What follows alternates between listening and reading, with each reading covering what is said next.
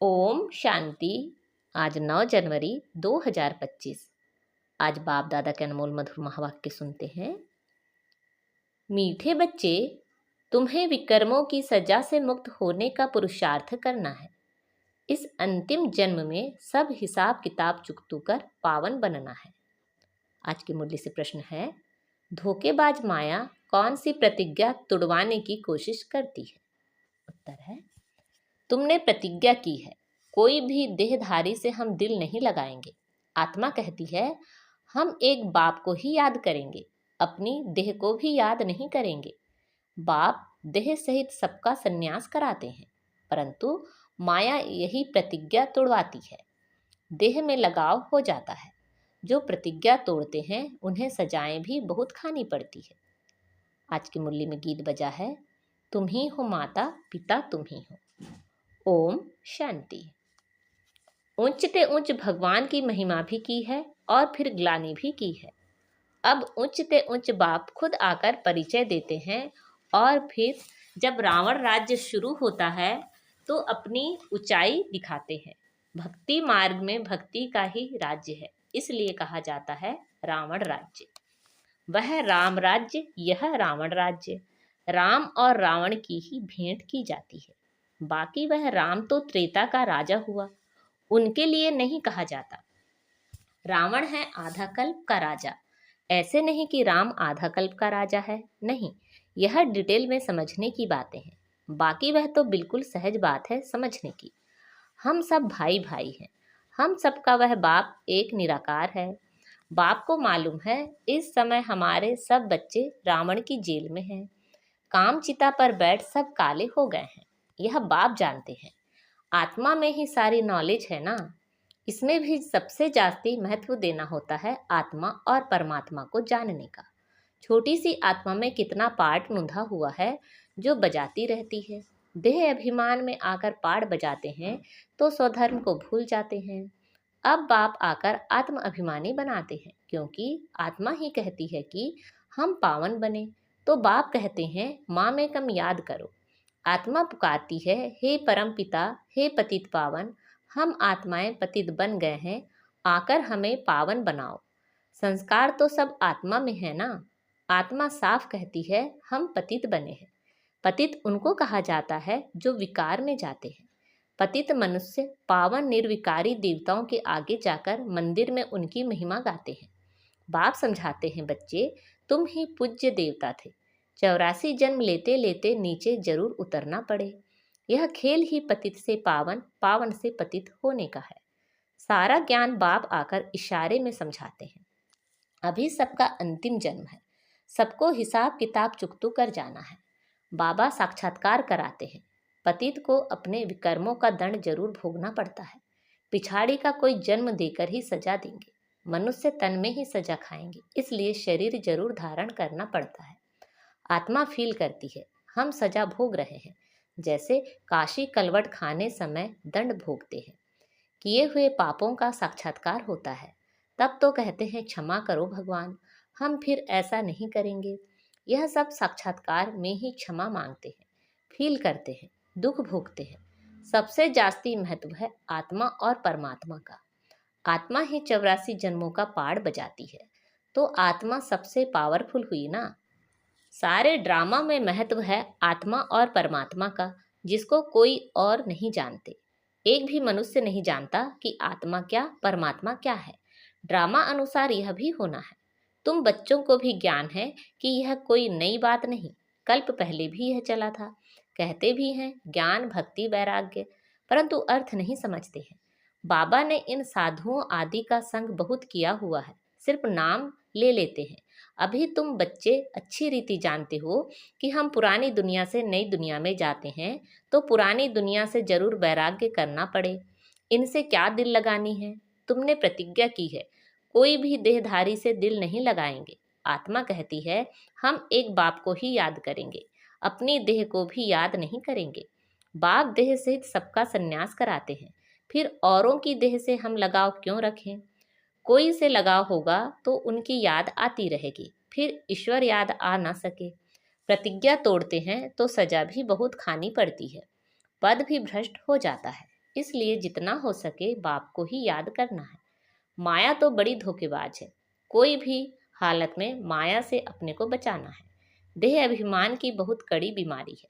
बाप कहते हैं अब देही अभिमानी बनो। बाप को याद करो तो देह अभिमान की बीमारी छूट जाए। सारा दिन देह अभिमान में रहते हैं। बाप को याद बड़ा मुश्किल करते हैं। बाबा ने समझाया है, हथ कारडे दिल यारडे। जैसे आशिक माशुक धंधा आदि करते भी अपने माशुक को ही याद करते रहते। अब तुम आत्माओं को परमात्मा से प्रीत रखनी है तो उनको ही याद करना चाहिए ना। तुम्हारी एम ऑब्जेक्ट ही है कि हमको देवी देवता बनना है। उसके लिए पुरुषार्थ करना है। माया धोखा तो जरूर देगी। अपने को उनसे छुड़ाना है, नहीं तो फंस मरेंगे, फिर ग्लानि भी होगी, नुकसान भी बहुत होगा। तुम बच्चे जानते हो कि हम आत्मा बिंदी हैं। हमारा बाप भी बीजफुल नॉलेजफुल है। यह बड़ी वंडरफुल बातें हैं। आत्मा क्या है, उसमें कैसे अविनाशी पाड़ भरा हुआ है, इन गूढ़ बातों को अच्छे अच्छे बच्चे भी पूरी तरह नहीं समझते हैं। अपने को यथार्थ रीति आत्मा समझें और बाप को भी बिंदी मिसल समझ याद करें। वह ज्ञान का सागर है, बीज रूप है। ऐसा समझ बड़ा मुश्किल याद करते हैं। मोटे ख्यालात से नहीं, इसमें महीन बुद्धि से काम लेना होता है। हम आत्मा है, हमारा बाप आया हुआ है, वह बीज रूप नॉलेजफुल है, हमको नॉलेज सुना रहे हैं। धारणा भी मुझ छोटी सी आत्मा में होती है। ऐसे बहुत हैं जो मोटी रीति सिर्फ कह देते हैं आत्मा और परमात्मा, लेकिन यथार्थ रीति बुद्धि में आता नहीं है। ना से तो मोटी रीति याद करना भी ठीक है, परंतु वह यथार्थ याद जास्ती फलदायक है। वह इतना उच्च पद पा नहीं सकेंगे, इसमें बड़ी मेहनत है। मैं आत्मा छोटी सी बिंदी हूँ, बाबा भी इतनी छोटी सी बिंदी है, उनमें सारा ज्ञान है। यह भी तुम यहाँ बैठे हो तो कुछ बुद्धि में आता है, लेकिन चलते फिरते वह चिंतन रहे सो नहीं, भूल जाते हैं। सारा दिन वही चिंतन रहे, यह है सच्ची सच्ची याद। कोई सच बताते नहीं हैं कि हम कैसे याद करते हैं। चार्ट भर भेजते हैं, परंतु यह नहीं लिखते कि ऐसे अपने को बिंदी समझ और बाप को भी बिंदी समझ याद करता हूँ।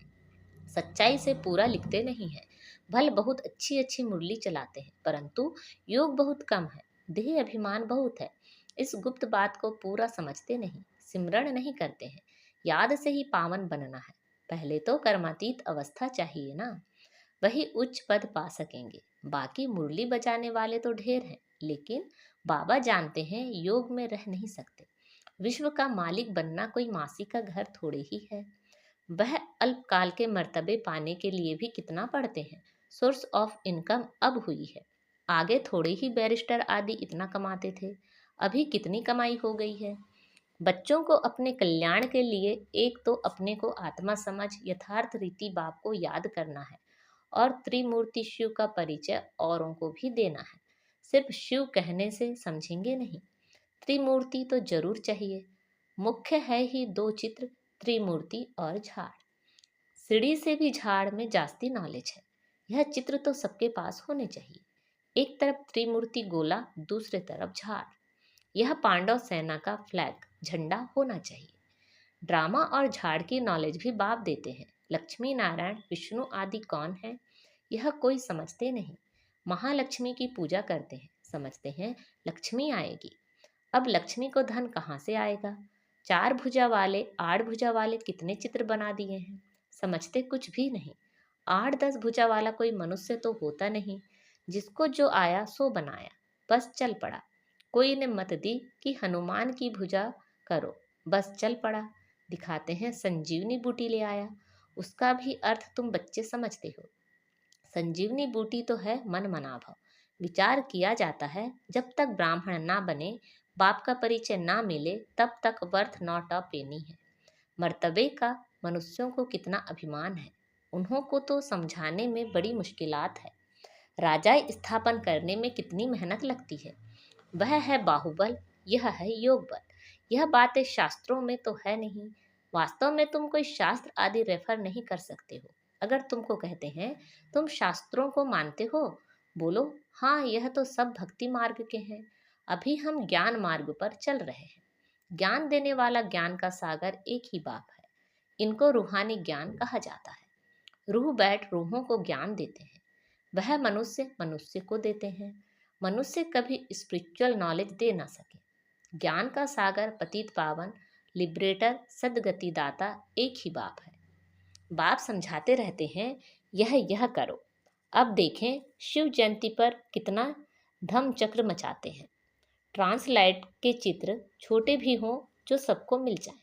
तुम्हारी तो है बिल्कुल नई बात, कोई समझ ना सके। खूब अखबारों में डालना चाहिए, आवाज करना चाहिए। सेंटर्स खोलने वाले भी ऐसे चाहिए। अभी तुम बच्चों को ही इतना नशा नहीं चढ़ा हुआ है। नंबरवार पुरुषार्थ अनुसार समझाते हैं। इतने ढेर ब्रह्मा कुमार कुमारियां हैं। अच्छा, ब्रह्मा का नाम निकाल, कोई का भी नाम डालो। राधे कृष्ण का नाम डालो। अच्छा, फिर ब्रह्मा कुमार कुमारियां कहाँ से आएंगे? कोई तो ब्रह्मा चाहिए ना, जो मुख वंशावली बीके हो। बच्चे आगे चलकर बहुत समझेंगे। खर्चा तो करना ही पड़ता है। चित्र तो बड़े क्लियर हैं। लक्ष्मी नारायण का चित्र बहुत अच्छा है। अच्छा, मीठे मीठे सिखिलदे, सर्विसेबल, आज्ञाकारी, फरमार बरदार, नंबरवार पुरुषार्थ अनुसार बच्चों प्रति माता पिता बाप दादा का याद प्यार और गुड मॉर्निंग। रूहानी बाप की रूहानी बच्चों को नमस्ते। हम सब रूहानी बच्चों की रूहानी माता पिता बाप दादा को याद प्यार, गुड मॉर्निंग और नमस्ते। आज की मुरली से धारणा के लिए मुख्य सार हैं। कर्मातीत के लिए बाप को महीन बुद्धि से पहचान कर यथार्थ याद करना है। पढ़ाई के साथ साथ योग पर पूरा अटेंशन देना है। स्वयं को माया के धोखे से बचाना है। कोई की भी देह में लगाव नहीं रखना है। सच्ची प्रीत एक बाप से रखनी है। देह अभिमान में नहीं आना है। आज बाबा ने हमें वरदान दिया है। ब्रह्म मुहूर्त के समय वरदान लेने और दान देने वाले बाप समान वरदानी महादानी भव। ब्रह्म मुहूर्त के समय वरदान लेने और दान देने वाले बाप समान वरदानी महादानी भव। ब्रह्म मुहूर्त के समय विशेष ब्रह्मलोक निवासी बाप ज्ञान सूर्य की लाइट और माइट की किरणें बच्चों को वरदान रूप में देते हैं। साथ साथ ब्रह्मा बाप भाग्य विधाता के रूप में भाग्य रूपी अमृत बांटते हैं। सिर्फ बुद्धि रूपी कलश अमृत धारण करने योग्य हो, किसी भी प्रकार का विघ्न या रुकावट ना हो, तो सारे दिन के लिए श्रेष्ठ स्थिति व कर्म का मुहूर्त निकाल सकते हो। क्योंकि अमृत वेले का वातावरण ही वृत्ति को बदलने वाला होता है। इसलिए उस समय वरदान लेते हुए दान दो, अर्थात वरदानी और महादानी बनो। आज का स्लोगन है, क्रोधी का काम है क्रोध करना और आपका काम है स्नेह देना। क्रोधी का काम है क्रोध करना और आपका काम है स्नेह देना। अच्छा, ओम शांति। अपनी शक्तिशाली मनसा द्वारा शकाश देने की सेवा करो। अब स्वयं कल्याण का ऐसा श्रेष्ठ प्लान बनाओ जो विश्व सेवा में शकाश आपे ही मिलती रहे। अभी उमंग उत्साह से अपने मन में यह पक्का वायदा करो कि हम बाप समान बनकर ही दिखाएंगे। ब्रह्मा बाप का भी बच्चों से अति स्नेह है, इसलिए एक एक बच्चे को इमर्ज कर विशेष समान बनने की शकाश देते रहते हैं। अच्छा, ओम शांति।